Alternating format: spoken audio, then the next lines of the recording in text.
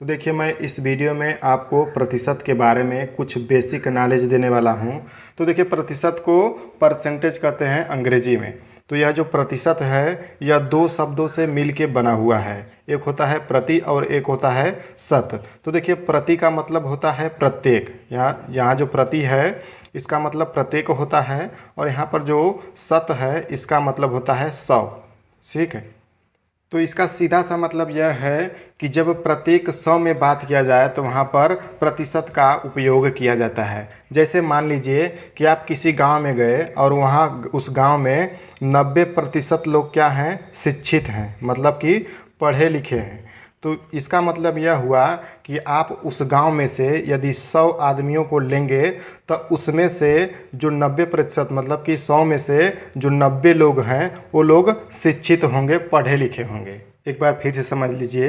देखिए, यदि आप किसी गांव में गए और उस गांव में 90% लोग शिक्षित हैं, मतलब कि पढ़े लिखे हैं, तो इसका मतलब यह हुआ कि उस गांव में से प्रत्येक 100 लोगों में से 90 लोग पढ़े लिखे हैं। आप इसी को एक दूसरे उदाहरण से भी समझ सकते हैं कि जैसे आप बैंक गए और बैंक से आपने 10% ब्याज पर 100 रुपया लोन लिया है। तो जब आप कुछ समय बाद उस बैंक को अपना ब्याज देने जाएंगे, मतलब कि लोन का जो ब्याज होता है उसको देने जाएंगे, तो आपको इस 100 में से 10 रुपया जो होता है आपको बैंक को देना पड़ेगा।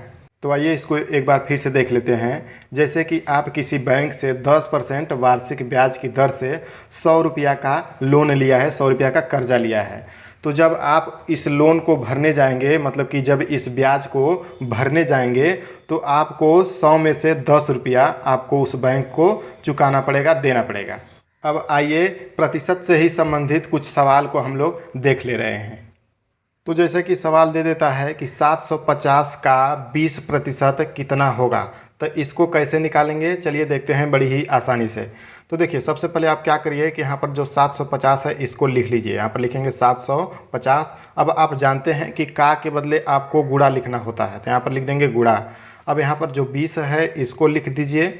अब यहाँ पर जो परसेंटेज है इसको यहाँ पर नत लिखिए। ठीक है, यहाँ पर परसेंटेज के बदले आप नीचे इसके 100 लिख दीजिए। इसका मतलब यही होता है, प्रतिशत का मतलब यही होता है कि नीचे बटा के रूप में क्या रहना चाहिए, 100 रहना चाहिए।